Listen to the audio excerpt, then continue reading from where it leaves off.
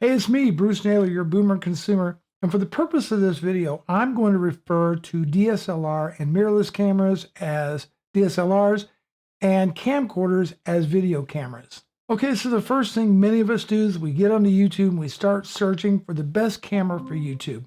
The best camera under $1,000, under $500, under $200. Maybe you want to be the next Casey Neistat or Peter McKinnon. What's going to happen is you're going to end up what I call going down the DSLR rabbit hole. See, most of your search results are going to take you down this DSLR rabbit hole. And believe me, there's a lot to learn about using one of these, turning it into a really good video camera. You're going to be learning about lenses. You also need to have the budget because, believe me, these things can get very, very expensive. And then you have to learn the skills to master some of these DSLRs, and they can be quite complex. There's a lot of good reasons why you would want to use a DSLR to take video. One, they have larger sensors than most video cameras. And those large sensors are anywhere from what they call APS-C, full frame, micro four thirds. There's, a lot of different sensors on there. But those tend to let more light into the camera, and so that can make them maybe a little bit more ideal for low light situations. Another advantage with these interchangeable lenses, and believe me, I've got plenty of these things around here. Another one. I collect them like Tic Tacs, or I had been. But the ability to change lenses on a DSLR can make for much more versatile shooting with your camera. And with the right lens and the right lighting and the right setup, you can get that creamy, blurry background known as bokeh, however you want to pronounce it. But it gives you that nice blurred out background, what some people may refer to as a cinematic type of look. So what's the downshot of a DSLR? Well, for number one, the interchangeable lenses. Some of those zoom lenses can cost thousands of dollars, all right? Secondly, you've got to have these different accessories for it, sensor cleaning kits, filters for the various lenses, your SD cards, perhaps a cage to kind of turn it. Remember, you're taking a device that was designed for photography and then turning it into a video rig. And when you do that, you're going to be spending some money, not to mention the investment in your time and skill learning how to master all this. So you may have to have multiple lenses to accomplish shooting the kind of videos that you want.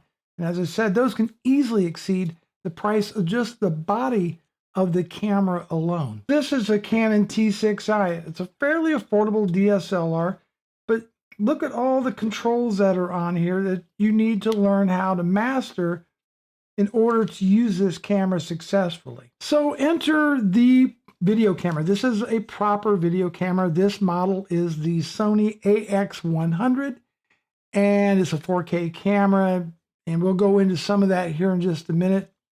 But why are these channels reluctant to talk about video cameras and point you down that path? Well, their first beef is that you can't change the lens. The lens that comes with these is the lens that you got. That's it.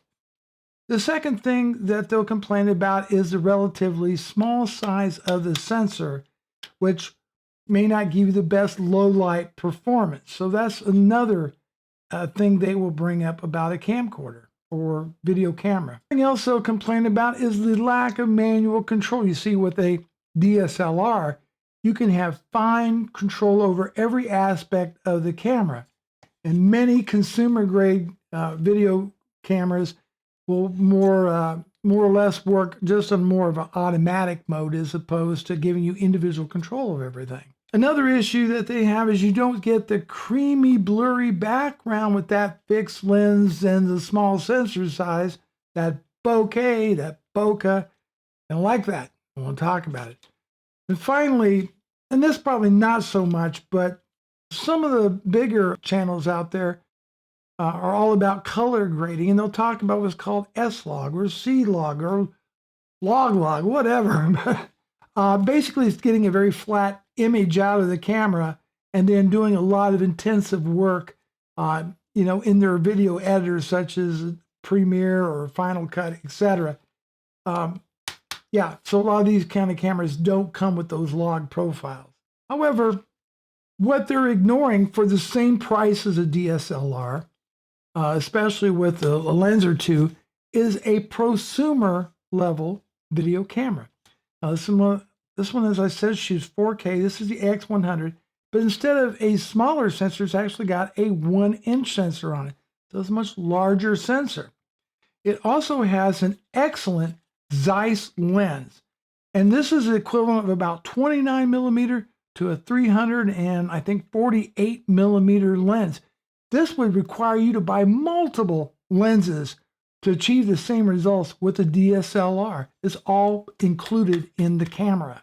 Now, there's a newer model called the AX700, and yes, it has the ability to record HDR video.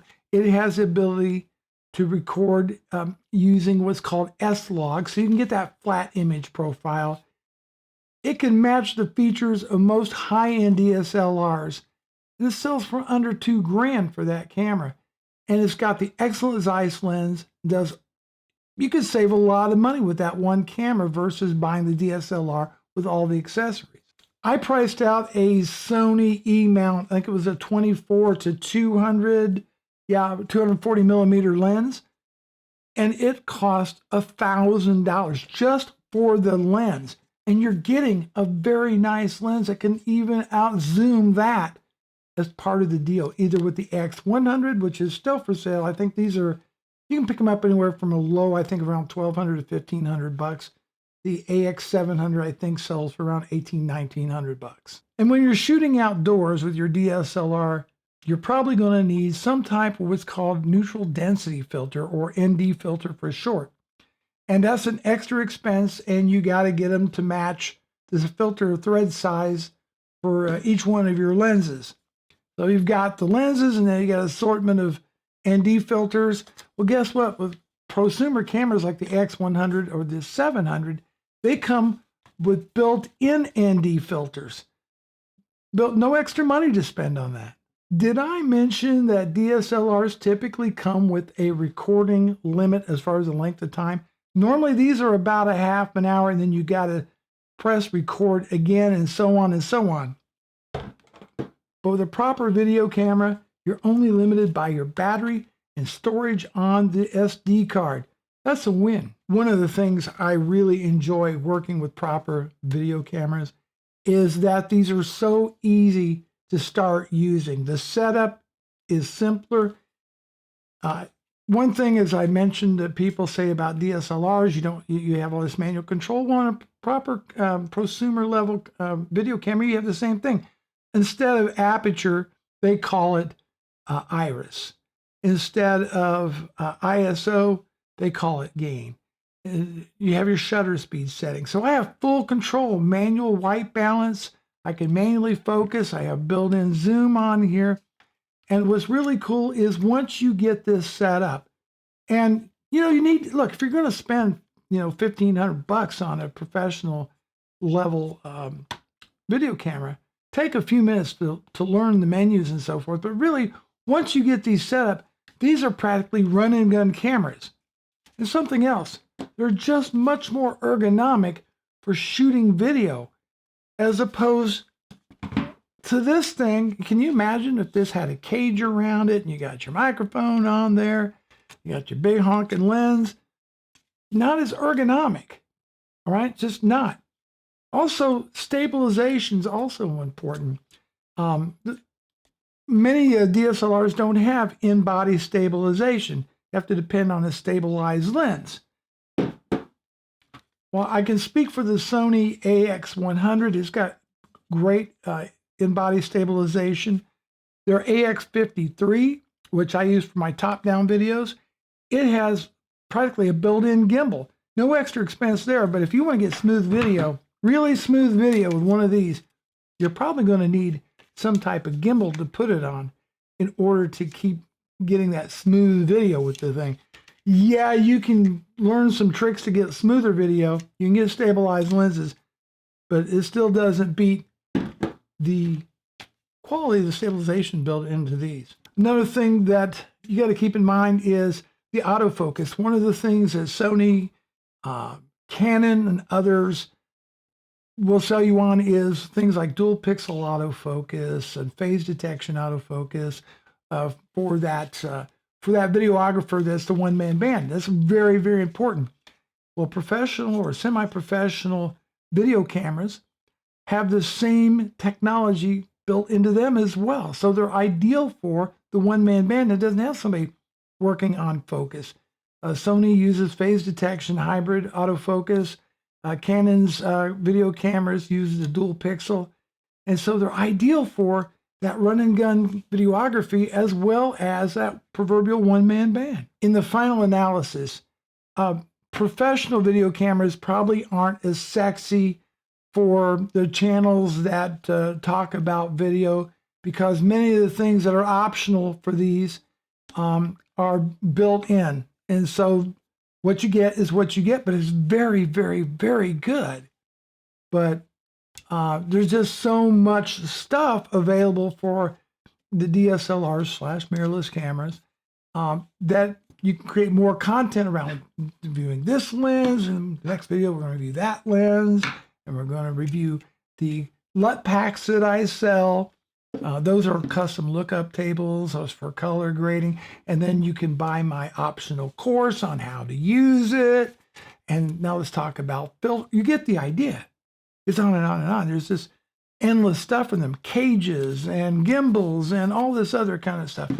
Or you can just spend the money and get a proper video camera, because it's really about producing content on YouTube. It really is about producing that content.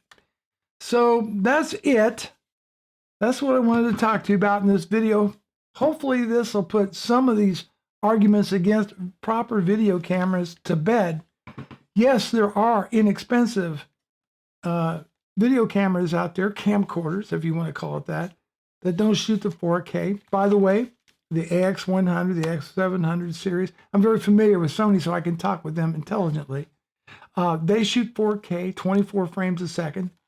If you really take the time, you can get that, quote, cinematic look that so many people go for. Although, what does that mean? Yeah, I mean, you know, like beauty, it's in the eye of the beholder, I guess. But you can do color graded footage, and you can shoot it for the magic 24 frames a second. And you can get, for you slow-mo fans out there, this thing can shoot at 120 frames a second, full HD. So you have those capabilities. But if you want to, if you want to master something there's a lot going for the DSLR. I'm not knocking these. I'm just saying that focus on the content, save your money, get a device that will work for you. And depending on your situation, keep these as something to think about going forward. That's it. Bruce Naylor, your Boomer Consumer. Thanks so much for watching. I'll see you in the next video.